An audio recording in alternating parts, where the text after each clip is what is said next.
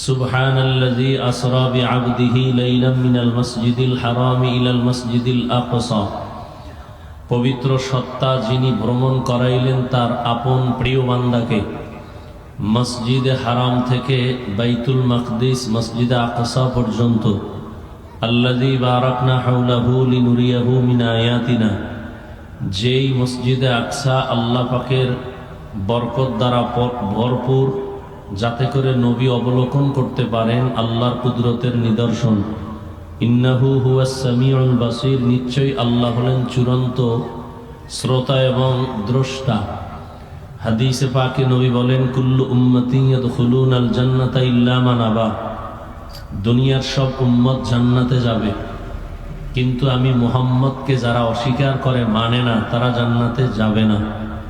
কিলা মান আবা, সাহাবায়ে কেরামদের থেকে কেউ প্রশ্ন করলেন, হে আল্লাহর রাসূল, আপনাকে মানে না বা অস্বীকার করে তারা কারা? ক্বালা মান আতাআনি দাখালাল জান্নাহ, নবী বললেন, যে আমার অনুসরণ করে সে জান্নাতি। আমান আসানি ফাকাদ আবা, যে আমার বিরোধিতা করে সে আমাকে অস্বীকারী হিসাবে জাহান্নামে যাবে। 2 মিনিট থেকে 3 মিনিট হাদিসের একটু সংক্ষিপ্ত ব্যাখ্যা আমরা শুনি।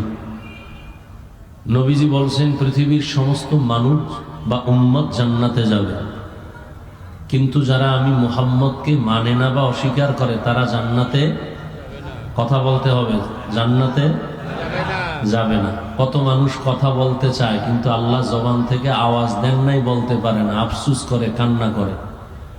আর কিছু মানুষকে আল্লাহ কথা বলার তৌফিক দিছেন, যেখানে লাগে সেখানে বলে না, যেখানে লাগে না হুদা বক বক করবো, বইবে, কোনো কামে লাগে না, এরপরও কথা বলবো। কিছু মানুষ আছে না, সারা দিন রাত্র কোনো কাম নাই, চায়ের দোকানে বয়ে খালি গল্প, চাপাবাজি করবে আর ফিরি চা খাইবে।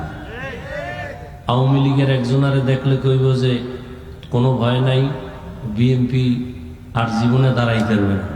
তো আওয়ামী লীগের লোক চিন্তা করবে, এই দোয়াটা তো আর কেউ করে নাই, এর একটা ফিরি চা দাও, বাস খালি এক কাপ চা খেয়ে বয়ে দিল। পরক্ষণে বিএনপির একটারে যখন পাইছে, হেরে একটু ফাম দিল, কয় যে নৌকা তলায় গেছে আর কিয়ামতের আগে আর সূর্যও দেখবে না। বিএনপির লোক খুশি হয়ে কয়, চা দিস না, রুডিও দে। এইরকম সাফাবাজি কইরা চায়ের দোকানে মোটামুটি সকাল থেকে সন্ধ্যা পর্যন্ত 20-30 কাপ চা খায়, 1 টাকাও লাগে না।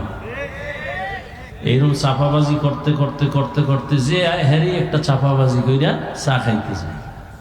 তো আস্তে আস্তে একজন শিক্ষিত মানুষ হয়ে বসে, এবার কয়, স্যার আপনার বাড়ি কোন জায়গায়? কয়, আমার বাড়ি নোয়াখালী। কথার কথা, আচ্ছা নোয়াখালীর আবার বেজার হইবে, আমার ডাই কই বরিশাল, বরিশাল বাড়ি। স্যার আমার চিনেননি? না তো, আমি সৌদি আরবে 4 বছর ছিলাম, কাতারে ছিলাম, কুয়েতে ছিলাম। স্যারের এত কিছু যে চাপাবাজি করতেছে, সে শিক্ষিত লোকটা চায়ের অর্ডার দেয় না। স্যারে জিজ্ঞাসা করলো, তো আপনি এত দেশ ঘুরলেন, মতো আপনার ভূগোল সম্পর্কে অনেক অভিজ্ঞতা আছে? কয় না, হ্যাঁ, 3 বছর ছিলাম। স্যার বুঝতে পারছেন যে আসলে এটা মানুষ না, এটা শুধুই চাপাবাজি করে জীবনকে বিসর্জন দিতেছে।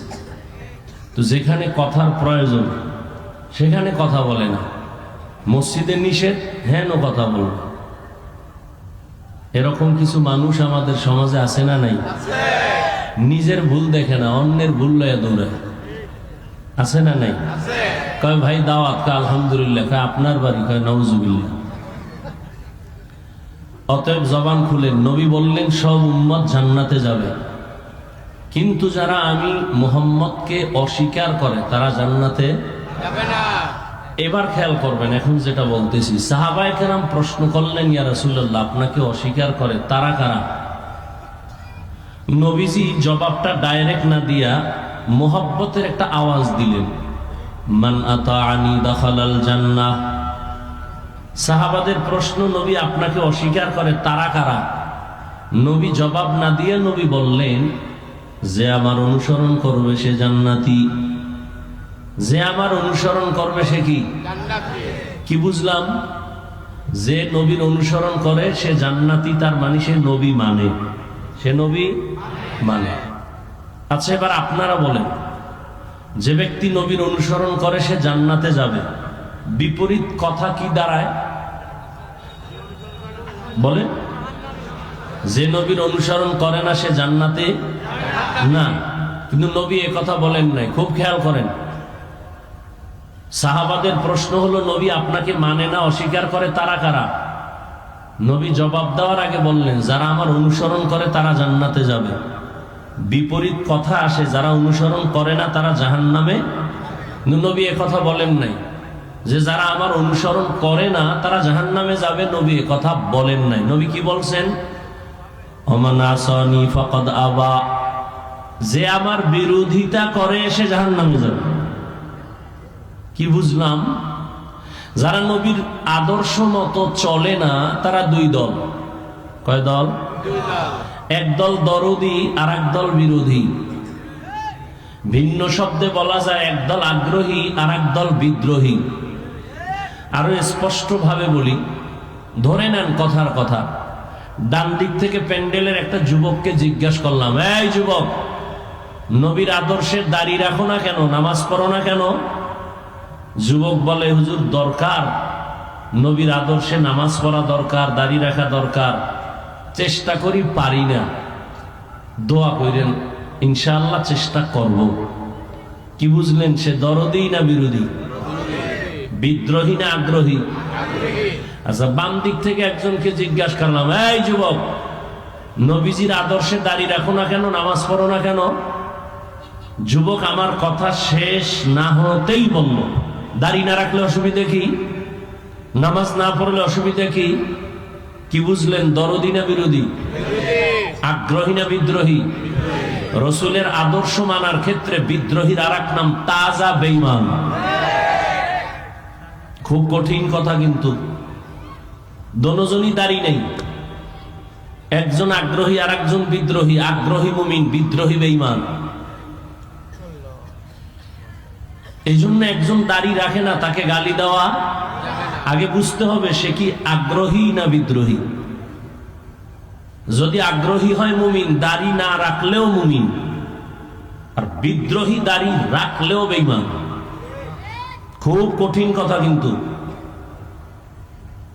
যে ব্যক্তি দাড়ি রাখে না আর একজন দাড়ি পছন্দ করে না, দুইজন সমান। যে দাড়ি রাখে না সে মুমিন, যে দাড়ি পছন্দ করে না সে বেঈমান। যে নামাজ পড়ে না সে মুমিন, যে নামাজকে পছন্দ করে না সে বেঈমান। যে ইসলামের রাজনীতি করে না সে মুমিন, আরেকজনে ইসলামের রাজনীতি পছন্দ করে না, বেঈমান। খুব কঠিন কিন্তু, আল্লাহ বুঝার তৌফিক দান করেন। তাহলে যে নামাজ পড়ে না তাকে গালি দেওয়া, যে নামাজ পছন্দ করে না তাকে ছাড় দেওয়া যাবে না, সুযোগ পেলেই জুতার বাড়ি। যে দাড়ি রাখে না তাকে গালি দেওয়া, যে দাড়ি পছন্দ করে না তাকে ছাড় দেওয়া। হ্যাঁ, যে ইসলামের রাজনীতি করে না তাকে গালি দেওয়া, যে কোরআনের আইনের রাজনীতি পছন্দ করে না তাকে ছাড় দেওয়া। ব্যবধান আছে না নাই? একজন মুমিন আর একজন বেঈমান। নামাজ পড়া কার হুকুম? তোমারে এই বেয়াদবিমূলক, বেঈমানিমূলক, গাদ্দারিমূলক প্রশ্ন করতে কে সাহস দিল যে না পড়লে অসুবিধা কি? তো মদিনায় গিয়ে নবীরে বলো, রসুল তোমার আদেশের দাড়ি না রাখলে অসুবিধা কি? রসুল যদি বলে তোর মতো বেয়াদব উম্মত আমি মুহাম্মদের না হইলে অসুবিধা কি?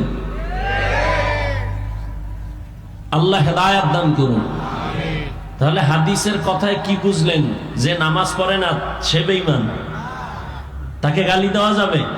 আগে বুঝতে হবে সে কি দরদি না বিরোধী। যতক্ষণ বুঝবেন না ততক্ষণ গালি দেওয়া যাবে না।